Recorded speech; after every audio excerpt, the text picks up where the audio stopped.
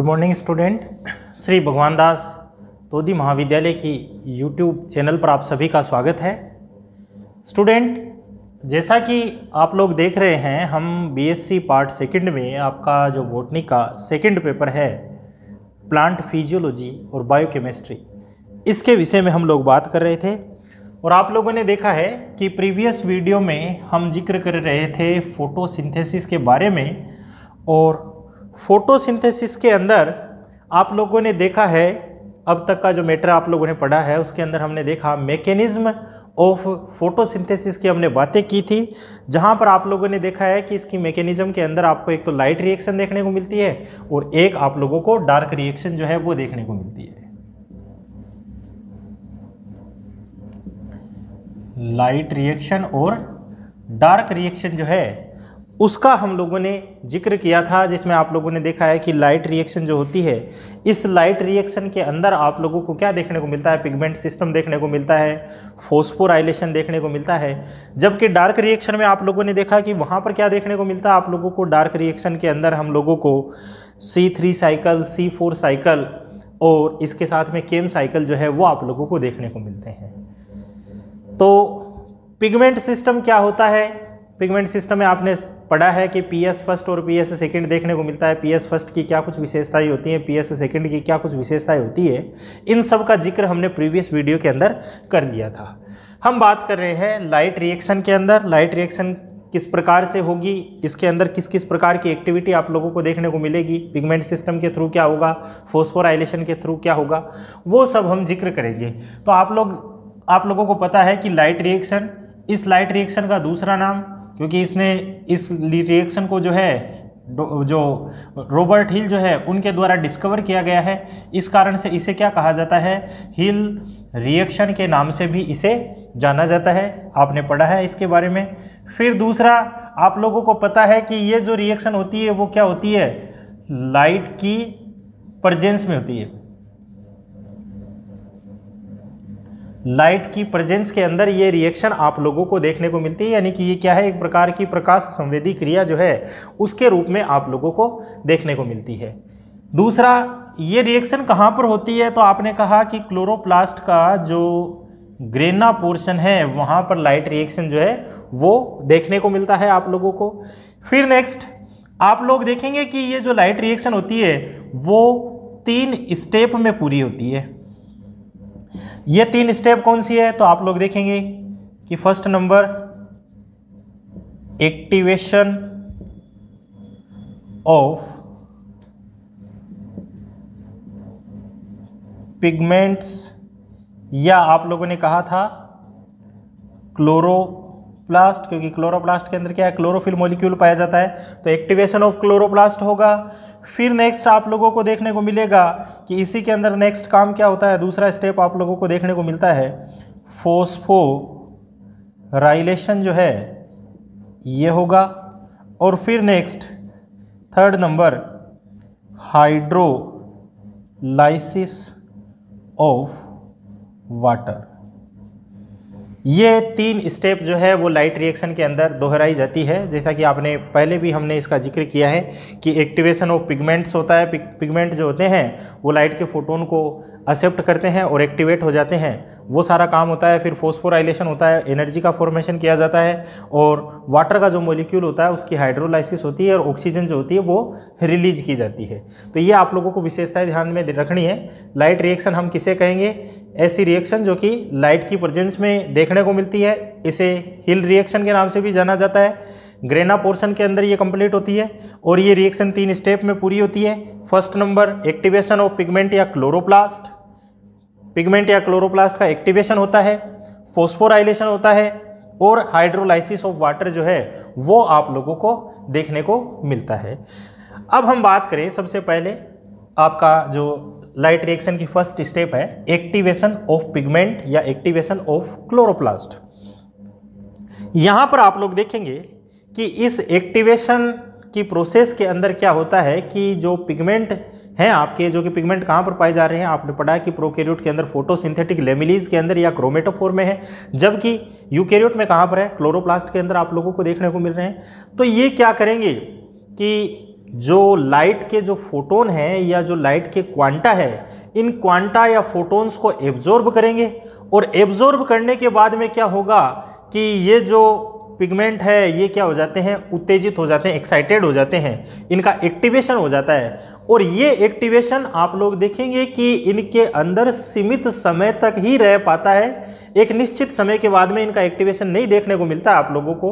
तो इसी एक्टिवेशन की प्रोसेस में आप लोग देखेंगे कि सीमित समय में एक्टिवेशन होने के कारण से ये क्या करेंगे, इलेक्ट्रॉन को ट्रांसफर करेंगे, किसको, कोई दूसरा इलेक्ट्रॉन ग्राही है उसको डोनेट करेंगे और वो इन इलेक्ट्रॉनों को एक्सेप्ट करेगा। फिर इस तरह से क्या होगा, इलेक्ट्रॉनों का अपने को ट्रांसपोर्टेशन जो है वो आप लोगों को देखने को मिलता है। तो आपने कहा एक्टिवेशन ऑफ पिगमेंट या एक्टिवेशन ऑफ क्लोरोप्लास्ट हम किसे कह रहे हैं कि भाई पिगमेंट जो है जिसके अंदर आपका क्लोरोफिल है या केरोटीन है, जेंथोफिल है या फाइकोबिलिन है, ये क्या करते हैं, लाइट के फोटोन को एब्जॉर्ब करते हैं। इनको एब्जॉर्ब करने से ये क्या हो जाते हैं, एक्साइटेड होकर एक्टिवेट हो जाते हैं। इनका एक्टिवेशन सीमित समय के लिए आप लोगों को देखने को मिलता है। इस कारण से ये क्या करते हैं, इलेक्ट्रॉन को किसी दूसरे इलेक्ट्रॉन ग्राही को ट्रांसपोर्ट करने का काम करते हैं।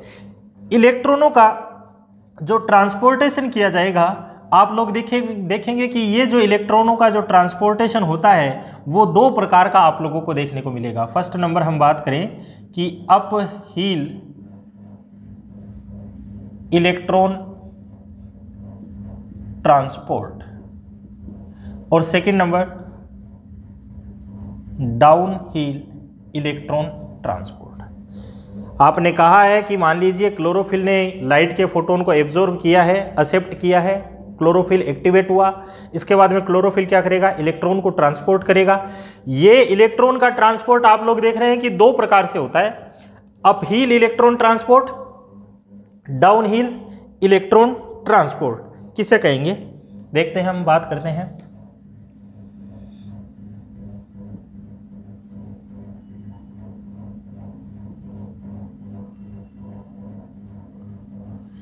देखिएगा, हम बात कर रहे हैं अप हील इलेक्ट्रॉन ट्रांसपोर्ट।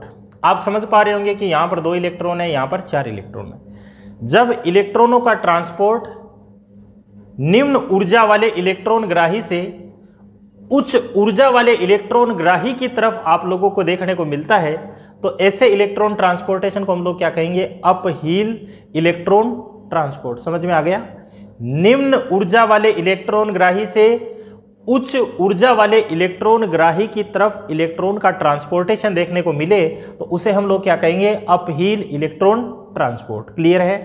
चलो next, downhill electron transport, ये किसे कहेंगे। आप लोग देख रहे हैं कि इस बार क्या करें, ऊपर वाला मैकेनिज्म देखो, यहां से इलेक्ट्रॉन इस साइड में ट्रांसपोर्ट हो रहा है, यानी कि कहने का मतलब इलेक्ट्रॉनों का ट्रांसपोर्ट उच्च ऊर्जा वाले इलेक्ट्रॉन ग्राही से निम्न ऊर्जा वाले इलेक्ट्रॉन ग्राही की तरफ हो तो इसे हम लोग क्या कहेंगे, डाउन हील इलेक्ट्रॉन ट्रांसपोर्ट। समझ में आ गया। यहां पर तो क्या है, निम्न ऊर्जा वाले इलेक्ट्रॉन ग्राही से उच्च ऊर्जा वाले इलेक्ट्रॉन ग्राही की तरफ, जबकि यहां पर क्या है, इलेक्ट्रॉनों का ट्रांसपोर्टेशन उच्च ऊर्जा वाले इलेक्ट्रॉन ग्राही से निम्न ऊर्जा वाले इलेक्ट्रॉन ग्राही की तरफ आप लोगों को देखने को मिलता है। तो ये नीचे वाला तो क्या है, अप हील इलेक्ट्रॉन ट्रांसपोर्ट, जबकि ये क्या है, डाउन हील इलेक्ट्रॉन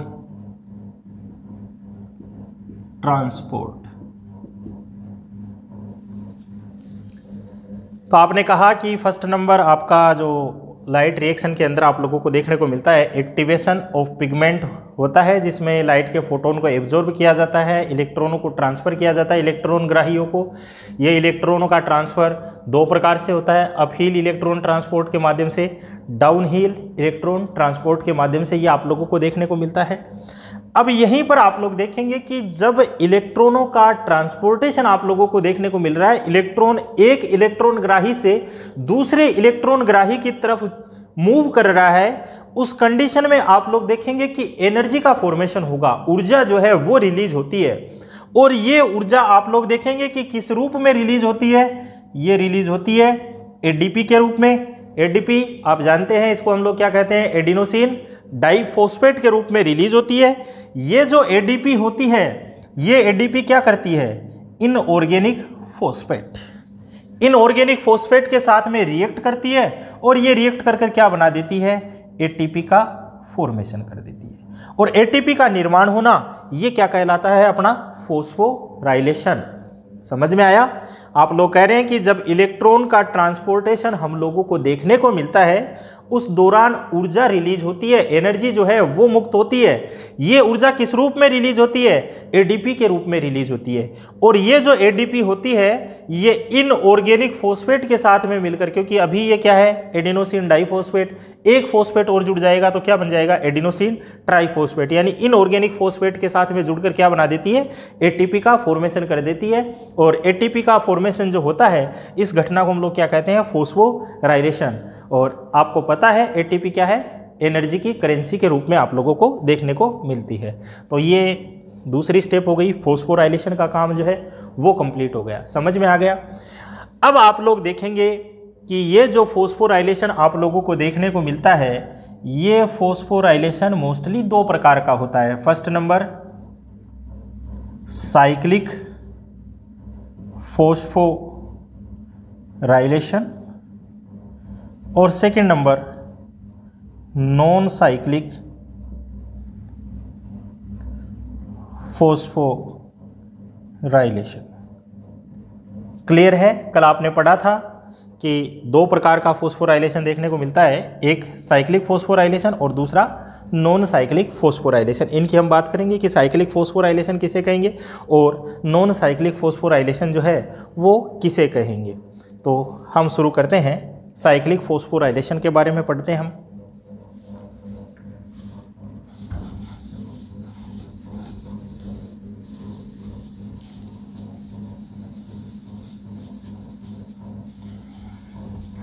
ये थोड़ा सा ध्यान में रखना आप लोग, क्योंकि साइक्लिक फॉस्फोराइलेशन या नॉन साइक्लिक फॉस्फोराइलेशन से रिलेटेड आपका क्वेश्चन जो है वो आप लोगों को एग्जाम के अंदर देखने को मिल सकता है, या हो सकता है कि डायरेक्ट ही लाइट रिएक्शन से रिलेटेड बड़ा क्वेश्चन जो है वो आप लोगों को देखने को मिल सकता है।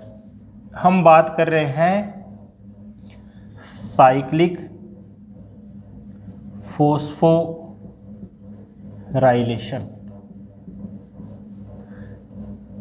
चक्रीय फॉस्फोरिलीकरण। इस साइक्लिक फॉस्फोराइलेशन के अंदर आप लोगों को देखने को मिलेगा कि यहाँ पर PS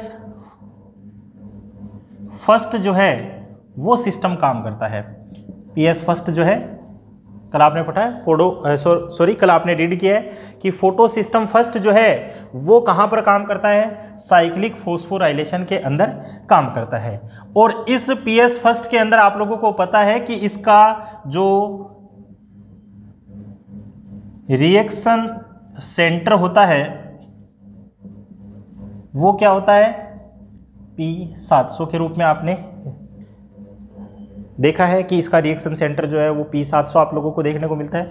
तो साइक्लिक फॉस्फोराइलेशन में PS फर्स्ट सिस्टम काम करता है और इसका रिएक्शन सेंटर P700 के रूप में आप लोगों को देखने को मिलता है। फिर दूसरा आप लोग देखेंगे कि यहाँ पर क्या होता है, जो पिगमेंट है, पिगमेंट हम ले रहे हैं कौन सा, क्लोरोफिल। ये जो क्लोरोफिल है ये क्या काम करता है, लाइट के फोटोन को, लाइट के कितने फोटोन, यानी कि 4 फोटोन या 4 इलेक्ट्रॉन जो है लाइट के फोटोन को क्या करता है, एक्सेप्ट करता है। और क्या करता है, यानी कि ये 4 इलेक्ट्रॉन को एक्सेप्ट करने का काम करता है। यानी कि जो क्लोरोफिल का मॉलिक्यूल है या जो पिगमेंट है वो क्या काम करते हैं, 4 इलेक्ट्रॉन्स को एक्सेप्ट करने का काम करते हैं। फिर इसके बाद में ये जो इलेक्ट्रॉन एक्सेप्ट किए जाते हैं, इसके कारण से आप लोगों को पता है कि क्या होगा, क्लोरोफिल का एक्टिवेशन हो जाता है, क्लोरोफिल एक्टिवेट हो जाता है। और यानी कि इलेक्ट्रॉन को एक्सेप्ट करने से क्या होता है, एक्टिवेशन ऑफ क्लोरोफिल, क्लोरोफिल का एक्टिवेशन होता है। और क्लोरोफिल का एक्टिवेशन होने के बाद में आप लोग देखेंगे कि क्या देखने को मिलेगा, इलेक्ट्रॉन का ट्रांसपोर्टेशन देखने को मिलेगा। इलेक्ट्रॉन ट्रांसपोर्ट होते हैं, और किस तरह से ट्रांसपोर्ट होते हैं आपने पढ़ा है कि अभी अप हिल ट्रांसपोर्टेशन देखने को मिलता है या फिर डाउन हिल ट्रांसपोर्टेशन आप लोगों को देखने को मिलता है। अब ये जो इलेक्ट्रॉन ट्रांसपोर्ट हुआ है ये सबसे पहले किसके द्वारा एक्सेप्ट किया जाएगा, तो आप लोग देखेंगे कि सबसे पहले इसको जो इलेक्ट्रॉन ग्राही एक्सेप्ट कर रहा है वो क्या है, FD फेरेडोक्सिन के रूप में आप लोगों को देखने को मिलता है। यहां से ये इलेक्ट्रॉन जाते हैं फेरेडोक्सिन से, कहां जाएंगे, साइटोक्रोम B6, फिर यहां से ये जाएंगे साइटोक्रोम F। यानी कि यहां पर क्या होता है कि कल आपने PS फर्स्ट में पढ़ा था कि क्या क्या सिस्टम देखने को मिलता है, कि दो साइटोक्रोम के सिस्टम होते हैं, FD होता है इनके अंदर। तो आपने कहा कि जो इलेक्ट्रॉन एक्सेप्ट किया गया है वो ट्रांसपोर्ट हो रहा है फेरेडोक्सिन से साइटोक्रोम B6 की तरफ। अब साइटोक्रोम B6 से कहां पर जा रहा है, साइटोक्रोम F की तरफ, और साइटोक्रोम F से ये कहां पर जाता है, प्लास्टोसाइनिन के अंदर। और इसके बाद में ये डायरेक्ट कहां पर चला जाता है, जहां इसका रिएक्शन सेंटर आप लोगों को देखने को मिलता है वहां पर मूव कर जाता है। और इसी के साथ में आप लोग देखेंगे कि जब ये फेरेडोक्सिन से साइटोक्रोम B6 की तरफ जा रहा है, यहां पर ATP का फॉर्मेशन हो रहा है, और यहां से जब ये यहां पर जा रहा है तो यहां पर ATP का फॉर्मेशन हो रहा है। दो ATP के मॉलिक्यूल्स जो है वो बनाए जा रहे हैं यहाँ पर। तो ये सारा का सारा आप लोगों को साइक्लिक फॉस्फोराइलेशन में आप लोगों को देखने को मिलेगा। इसको साइक्लिक फॉस्फोराइलेशन क्यों कहेंगे, क्योंकि आप लोग देखेंगे कि इलेक्ट्रॉन जो है वो PS फर्स्ट के अंदर रिएक्शन सेंटर से रिलीज हो रहे हैं, और रिएक्शन सेंटर से रिलीज होने के बाद में ये ट्रांसपोर्ट हो रहे हैं इस चेन के रूप में, और डायरेक्ट ट्रांसपोर्ट होता हुआ क्या होगा, वापस रिएक्शन सेंटर की तरफ मूव कर जाता है। यानी कि जहां से इलेक्ट्रॉन निकले घूमकर वहीं पर वापस पहुंच गए। तो इस कारण से इसको हम लोग क्या कहते हैं, साइक्लिक फॉस्फोराइलेशन। और इस प्रोसेस में आप लोग देख रहे हैं कि दो ATP का फॉर्मेशन जो है आप लोगों को देखने को मिलता है। समझ में आ गया आप लोगों को कि साइक्लिक फॉस्फोराइलेशन किसे कह रहे हैं, कि यहाँ पर आप लोगों को ध्यान में रखना है, सिंपल सी बात है कि इलेक्ट्रॉन जो है जहां से निकलते हैं, रिएक्शन सेंटर से निकलते हैं, वहां से ट्रांसपोर्ट होते हुए घूमकर वापस वहीं पर आ जाते हैं। इस कारण से इसे हम लोग क्या कहते हैं, साइक्लिक फॉस्फोराइलेशन कहते हैं। इसमें PS फर्स्ट सिस्टम काम करता है। रिएक्शन सेंटर ये होता है, पिगमेंट या क्लोरोफिल जो होते हैं वो लाइट के फोटोन को एक्सेप्ट करते हैं, इलेक्ट्रॉन को एक्सेप्ट करते हैं, और इनके कारण से क्या हो जाता है, इनका एक्टिवेशन हो जाता है। और ये पता है कि एक्टिवेशन सीमित समय का होता है, इस कारण से इलेक्ट्रॉनों का ट्रांसपोर्टेशन देखने को मिलता है, और ट्रांसपोर्टेशन इस रूप में होता है और मूव होकर वापस रिएक्शन सेंटर की तरफ घूमकर इलेक्ट्रॉन वापस पहुंच जाते हैं और ATP का फॉर्मेशन हो जाता है। तो ये क्या है, आपका साइक्लिक फॉस्फोराइलेशन के रूप में आप लोगों को देखने को मिलता है। डायग्राम से इसको समझते हैं अपन।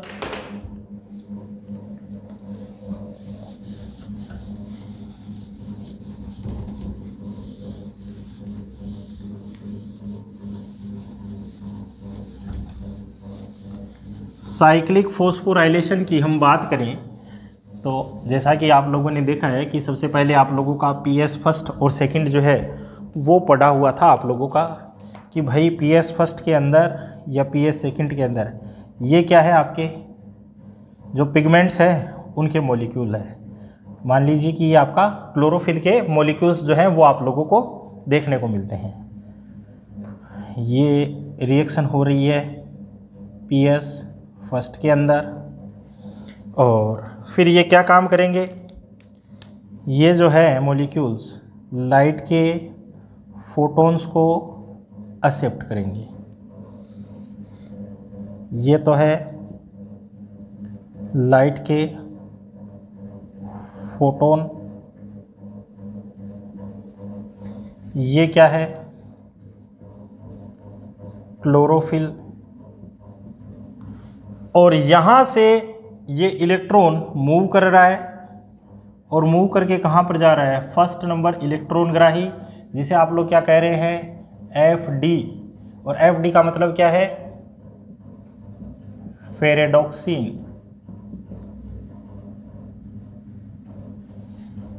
कितने इलेक्ट्रॉन एक्सेप्ट किए जा रहे हैं, तो आप देख रहे हैं कि 4 इलेक्ट्रॉन जो है वो एक्सेप्ट किए जा रहे हैं। ये चल रहा है पूरा का पूरा PS फर्स्ट सिस्टम के अंदर, 4 इलेक्ट्रॉन ट्रांसपोर्ट हुए। यहाँ से ये 4 इलेक्ट्रॉन फेरेडोक्सिन से आप लोग देख रहे हैं किसके पास में जा रहे हैं, साइटोक्रोम सिस्टम में, साइटोक्रोम B6, फिर साइटोक्रोम F, और फिर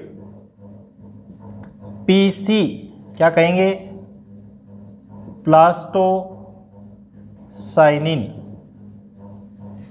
और प्लास्टोसाइनिन से ये वापस कहां पर आ गए, इसके रिएक्शन सेंटर की तरफ आ गए।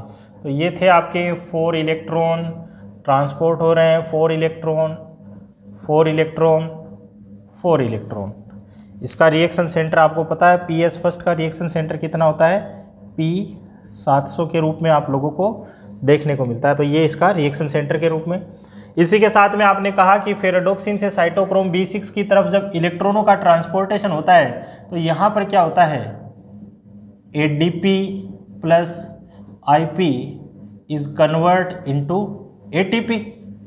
इसी तरह से साइटोक्रोम B6 से साइटोक्रोम F की तरफ जब इलेक्ट्रॉनों का ट्रांसपोर्टेशन हो रहा है, यहाँ पर भी क्या होता है, ADP plus IP is convert ATP। आ गया समझ के अंदर। तो यानी कि आपने कहा कि यहाँ पर 2 टाइम फॉस्फोराइलेशन होने से क्या हो रहा है, 2 बार ATP का फॉर्मेशन आप लोगों को देखने को मिलता है। तो ये क्या है आपका, इस चीज़ को हम लोग क्या कहेंगे, ये है आपका साइक्लिक फॉस्फोराइलेशन,